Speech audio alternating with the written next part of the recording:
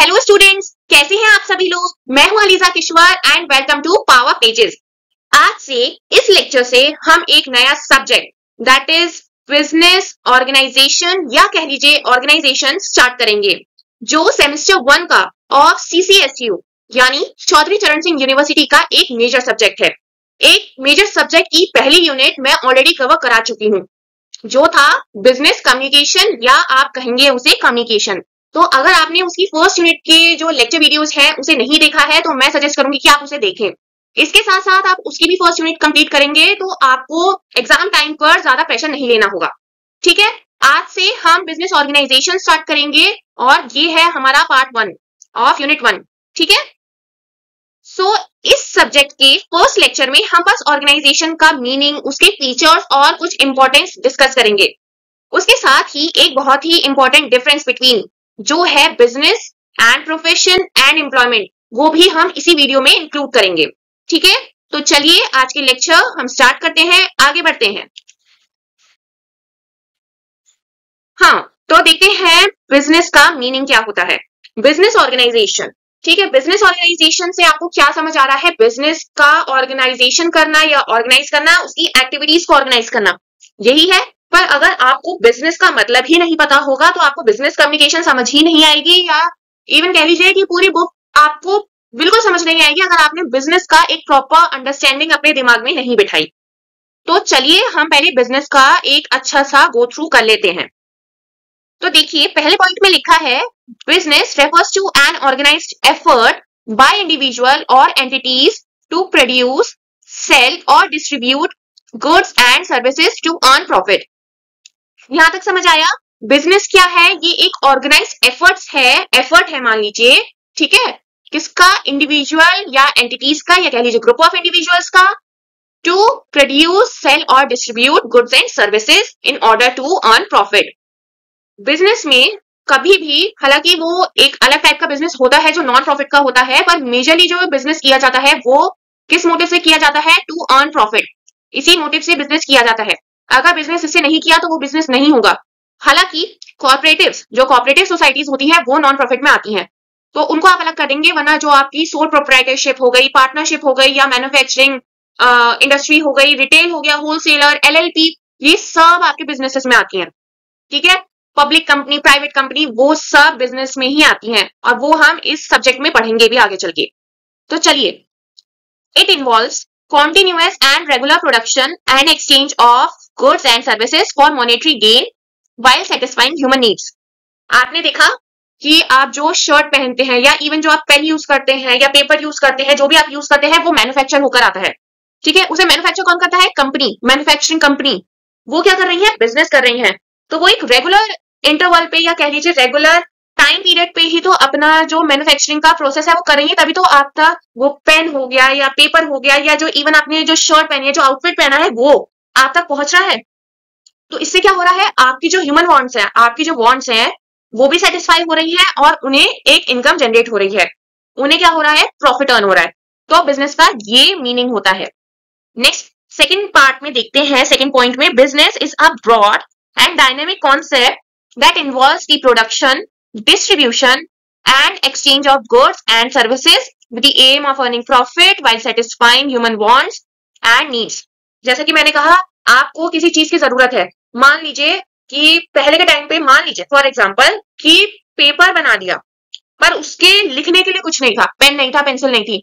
तो बिजनेस जो इंडस्ट्री थी, जो भी बिजनेस करना चाहती थी, उसने क्या सोचा कि हमें पेन या पेंसिल बनानी चाहिए, क्योंकि इससे क्या होगा कि इससे एक जो इंसान है, जो स्टूडेंट है, वो इस पेपर पे लिख सकता है। इससे आइडिया जनरेट हुआ, प्रोडक्शन स्टार्ट हुई, प्रोडक्शन हो गई तो डिस्ट्रीब्यूशन हुआ, exchange of goods and services हुए। उन्हें क्या मिला, अपनी जो सर्विसेज सेल करके या गुड्स सेल करके प्रॉफिट अर्न हुआ। आपका क्या हुआ, ह्यूमन वांट्स या नीड्स आपकी सेटिस्फाई हुई। ठीक है, चलिए आगे बढ़ते हैं। It encompasses a variety of activities carried out by individual or organizations to create value, generate wealth and contribute to economic and social development of the society।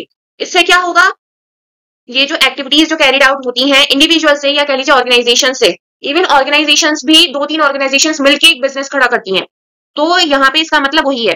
ठीक है, लोग तो बनाते ही हैं जो दो इंडिविजुअल्स बनाते हैं एक साथ, वो तो बिजनेस कर ही सकते हैं, पर यहाँ पे ऑर्गेनाइजेशंस मोर देन 2 या इवन 2 कह लीजिए, ऑर्गेनाइजेशंस भी साथ में बिजनेस कर सकती हैं। क्यों करती हैं? To create values, generate wealth and contribute to economic and social development of society. इसलिए ये बिजनेस किया जाता है। थर्ड पॉइंट देखते हैं, business is not limited to buying and selling alone. जैसा कि मैंने कहा कि बिजनेस, उन्होंने बेचा, आपने खरीद लिया, क्या बस इतना ही प्रोसेस है? क्या ये बेचना, उनका मैन्युफैक्चर करके आप तक पहुंचाना और आपको उसे कंज्यूम करना, यूज करना, बस इतना ही प्रोसेस है बिजनेस का? नहीं ना। तो क्या है इसका process? It includes the entire process of identifying customer needs, producing goods और services to meet those needs, promoting them efficiently, effectively, managing resources efficiently and adapting to changes in environment. इसका ना आप मार्केटिंग में देखा होगा, आपने business studies में देखा होगा, इसका एक पूरा प्रोसेस होता है। आइडेंटिफाइंग कस्टमर नीड्स, अगर आपने मार्केटिंग पढ़ा है तो उसमें पहला होता है कि कस्टमर की नीड्स को तो आइडेंटिफाई करेंगे, तभी तो उस चीज का प्रोडक्शन होगा। मान लीजिए कि कोई मार्केट में किसी ऐसी चीज की जरूरत ही नहीं है और वो आपने प्रोड्यूस कर दी, तो वो तो बिकेगी ही नहीं ना, फिर आपको प्रॉफिट नहीं होगा। जब प्रॉफिट नहीं होगा तो आपकी जो बिजनेस है या कंपनी है वो लॉस में चली जाएगी एंड अल्टीमेटली वो आपको बंद करनी पड़ जाएगी।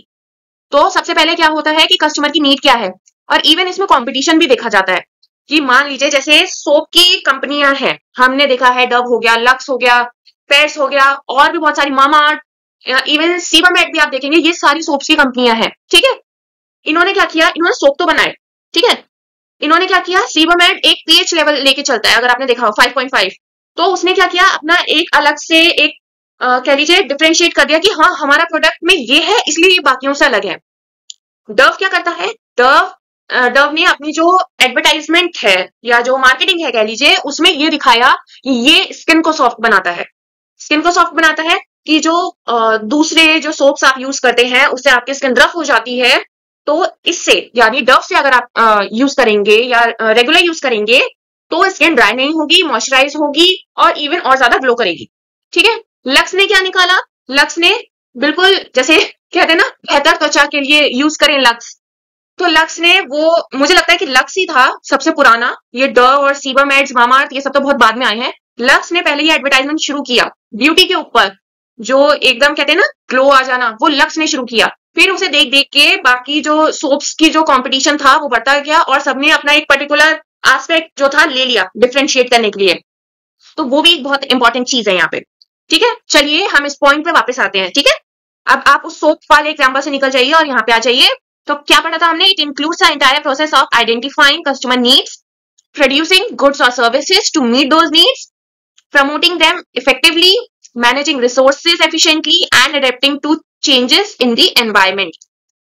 वही अगेन अगर मैं सोप का एग्जाम्पल लूं, ठीक है, इसमें क्या हुआ कि लक्स जो था उससे क्या होता था, लक्स और डव का एग्जाम्पल लेते हैं। लक्स से क्या होता था कि जब लोग यूज करते थे उसे तो उन्हें बहुत रफ फील होता था, बहुत ड्राई स्किन हो जाती थी, या वाइट वाइट पैचेस दिखते थे।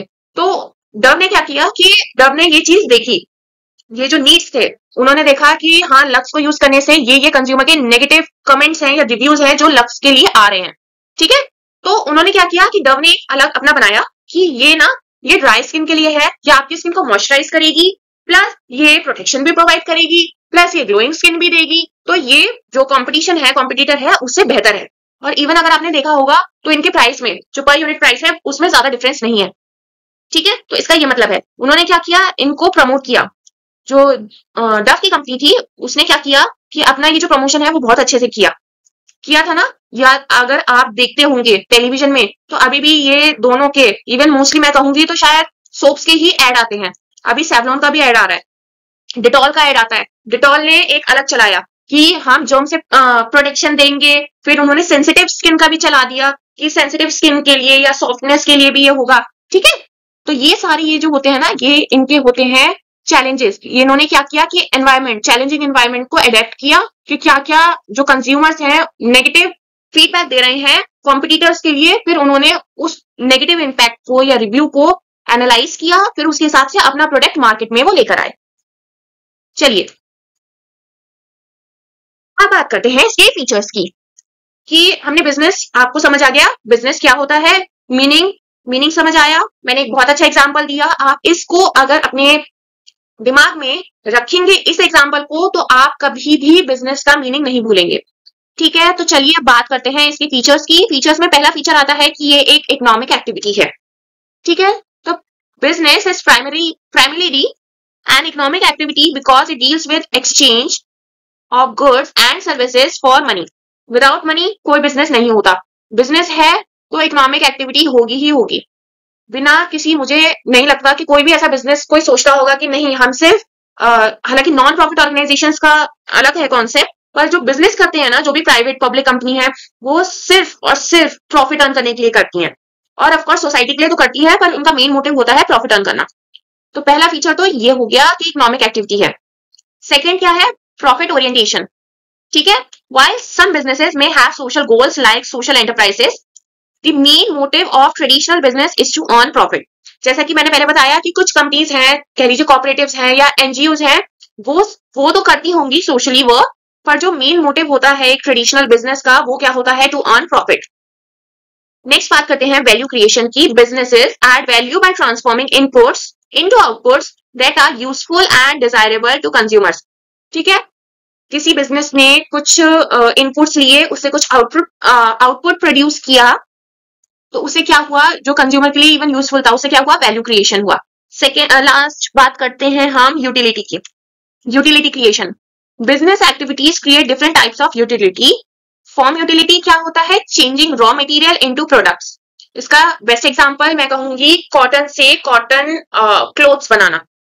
ये है रॉ मटेरियल ही तो है, कॉटन एक रॉ मटेरियल ही तो है। उससे क्या जनरेट हो रहा है? शर्ट, या आप कह लीजिए कोई कुर्ती जनरेट हो रही है, कॉटन कुर्ती। ठीक है, तो ये प्रोडक्ट है। प्लेस यूटिलिटी क्या होता है? Making product available at the right place. ये समझ आया। टाइम यूटिलिटी क्या होता है? Ensuring availability at the right time. Possession utility transferring the ownership. तो ये इसके फीचर्स हैं। कुछ और फीचर्स देख लेते हैं। Risk taking. Every business operates under a condition of uncertainty and must deal with the risk related to demand, competition, technology and finance। जैसा कि हम सब जानते हैं कि बिजनेस रिस्क से होता है। विदाउट रिस्क बिजनेस नहीं हो सकता, चाहे वो किसी कंज्यूमर की डिमांड से रिलेटेड हो, चाहे वो कंपटीशन से रिलेटेड हो, चाहे टेक्नोलॉजी या इवन फाइनेंस, रिस्क इन्वॉल्व होता है। तो ये इसका एक फीचर है किसका? बिजनेस का। देन बात करते हैं organise effort. Business is not random. It requires systematic planning, coordination and execution by people, capital and management। आपने देखा होगा किसी भी बिजनेस में, ठीक है, किसी भी बिजनेस में ऐसी कोई बिजनेस खड़ा कर लेता है क्या कि हाँ आज मन किया कि हमें बिजनेस करना है और बस चल दी है ऐसी। हमने क्या किया? एनालाइज किया कि हमें किस टाइप का बिजनेस करना है, फिर हमने उसी हिसाब से ह्यूमन रिसोर्स कैचअप किया, ह्यूमन रिसोर्स लेकर आए, हमें किस किस चीज की जरूरत है, कितनी कैपिटल की रिक्वायरमेंट है, मैनेजमेंट के लिए क्या क्या इंपॉर्टेंट है, ये सब एक साथ मिलके बिजनेस बनाते हैं। देन बात करते हैं legal recognition. A business must operate within the boundaries of law and is usually registered under appropriate regulations और एक्ट्स। जैसे कि आपने देखा होगा कंपनीज एक्ट या कह लीजिए हालांकि कॉपरेटिव सोसाइटी एक्ट भी है और एलएलपी भी है। ये सारे जो भी होते हैं वो, इसमें क्या कहा गया है? स्पेशली इसमें ये कहा गया है कि जो बिजनेस होता है उसको इलीगली कुछ नहीं करना होता है, जो भी करना है उसे लॉ की बाउंड्री में ही रहकर करना है। और जो यूजुअली बिजनेस रजिस्टर्ड होते हैं वो एक्ट्स के तहत रजिस्टर्ड किए जाते हैं। नेक्स्ट बात करते हैं responsibility to society. Modern businesses are expected to operate ethically and contribute to welfare of the community, corporate social responsibility. ठीक है, तो जो नए बिजनेसेस हैं, ठीक है, नए नए आप जैसे बिजनेस देखेंगे वो ये क्या करते हैं? उनका मोटिव सिर्फ प्रॉफिट अर्न करना नहीं होता, या कह लीजिए कंज्यूमर अट्रैक्ट करना नहीं होता। उनका एक ये भी मोटिव होता है कि हम सोसाइटी को कैसे अफेक्ट कर सकते हैं। मतलब एक तरीका होता है ना कि जैसे सोसाइटी को अगर किसी तरीके से हम हेल्प कर पाए तो उससे उनका जो ब्रांड नेम है वो और अच्छा बढ़ेगा। तो एक तरीके से जो बिजनेस की है वो रिस्पॉन्सिबिलिटी सोसाइटी की तरफ भी बनती है। चलिए अब बात करते हैं इसके फंक्शंस की। Production function refers to the creation of goods and services using resources like labor, capital, raw material. Efficient production ensures quality and cost control। जैसा कि मैंने बताया कि बिजनेस जो करने का मोटिव होता है वो प्रोडक्शन से स्टार्ट होता है, ठीक है, और उसमें क्या क्या रिसोर्सेज लगते हैं? Labour, capital and raw material, जिसके सही तरीके से लगने से क्या होगा, क्वालिटी इंश्योर होगी और इवन कॉस्ट कंट्रोल भी होगा। देन बात करते हैं इसका मार्केटिंग फंक्शन क्या होता है। Involves marketing research, advertising, pricing, selling and distribution, helps connect the product with right customer. ठीक है, यहां तक समझ आया। आप प्रोडक्ट बना लिया, प्रोडक्ट को बेचने के लिए एडवर्टाइजमेंट तो करनी है, या प्रोडक्ट बनाया नहीं है पर हमें एक मार्केट रिसर्च करनी है कि किस टाइप के कंज्यूमर्स ज्यादा है ना। जो मार्केट सेगमेंटेशन आपने पढ़ा होगा, हालांकि आप आगे चल के भी पढ़ेंगे इसमें। मार्केट सेगमेंटेशन या टारगेट मार्केट एक तरीके का टूल है जो बिजनेस या कंपनीज यूज करती हैं अपने टारगेट ऑडियंस को अट्रैक्ट करने के लिए। ठीक है, तो इसका मतलब ये है। देन आते हैं financial functions, ensures proper management of money, investment decisions, budgeting, securing loans and maintaining financial health। यहां तक समझ आया। देन आते हैं ह्यूमन रिसोर्स फंक्शन पे।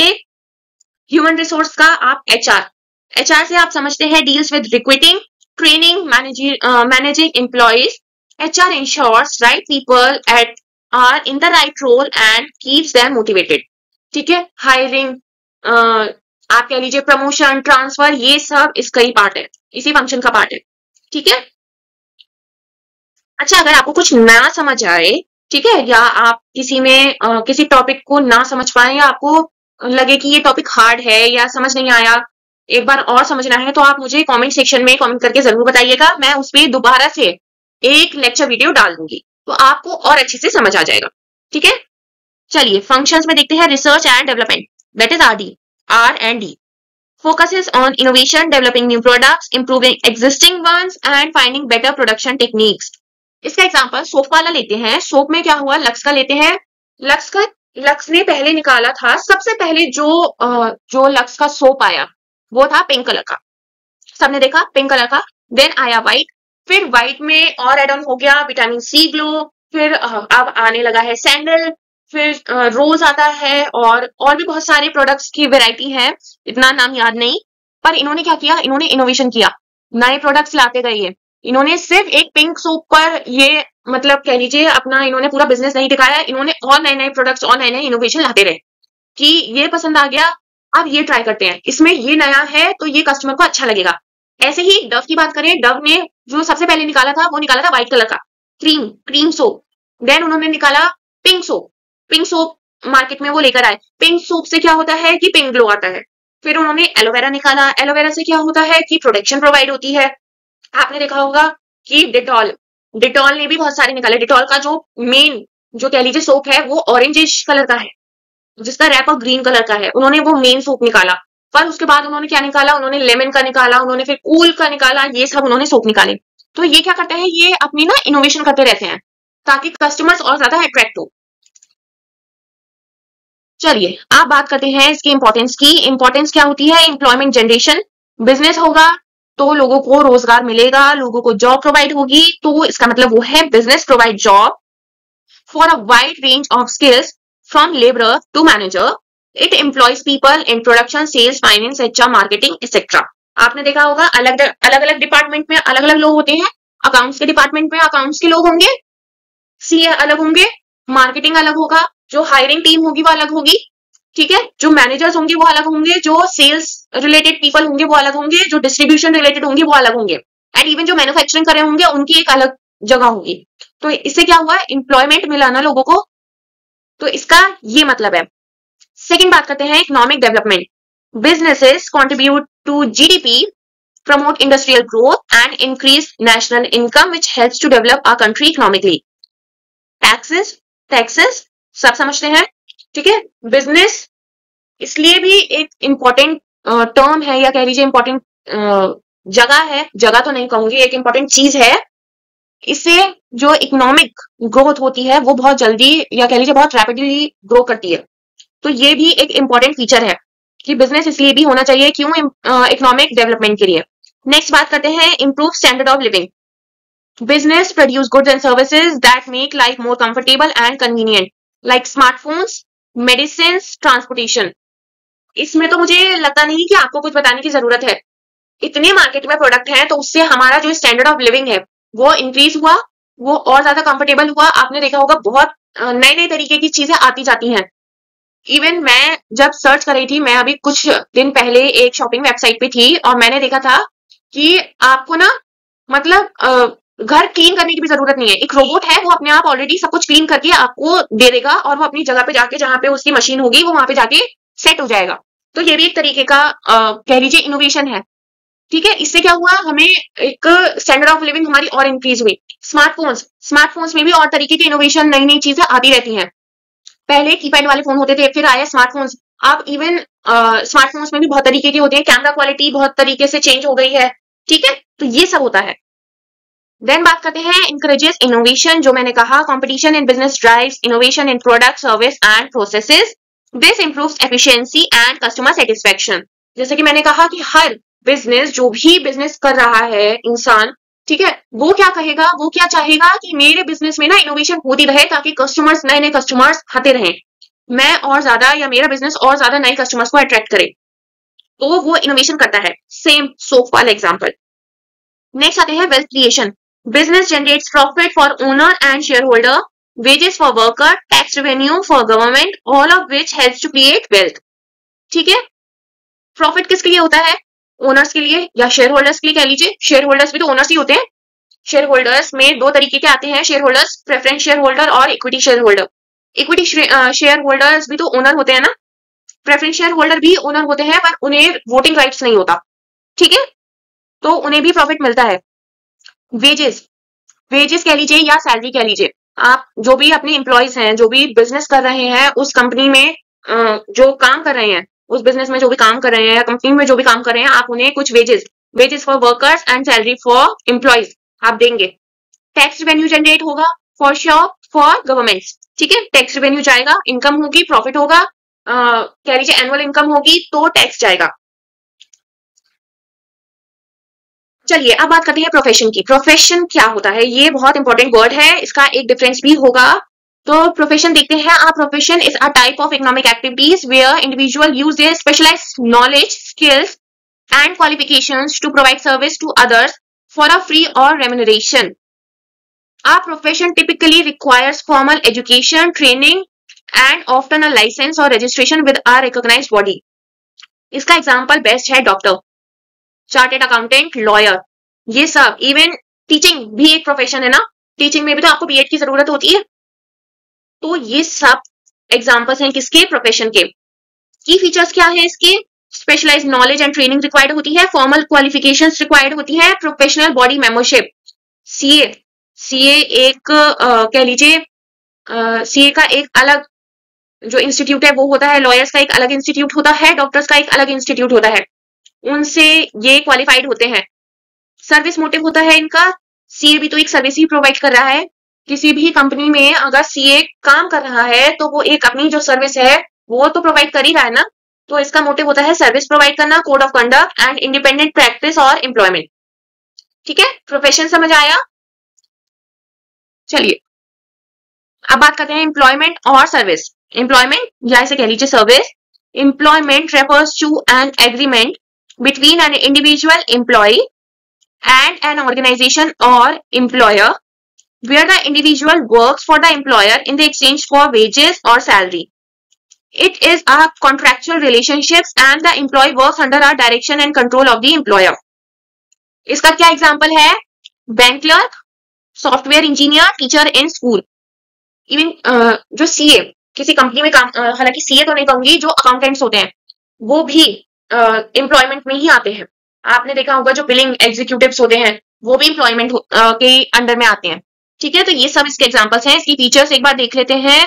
कॉन्ट्रेक्चुअल रिलेशनशिप्स, फिक्स वेजेस या सैलरी होती है इनकी, एम्प्लॉयर एम्प्लॉय रिलेशनशिप होता है, जॉब सिक्योरिटी होती है, डिफाइंड वर्किंग आवर्स होते हैं, नो कैपिटल इन्वेस्टमेंट रिक्वायर्ड।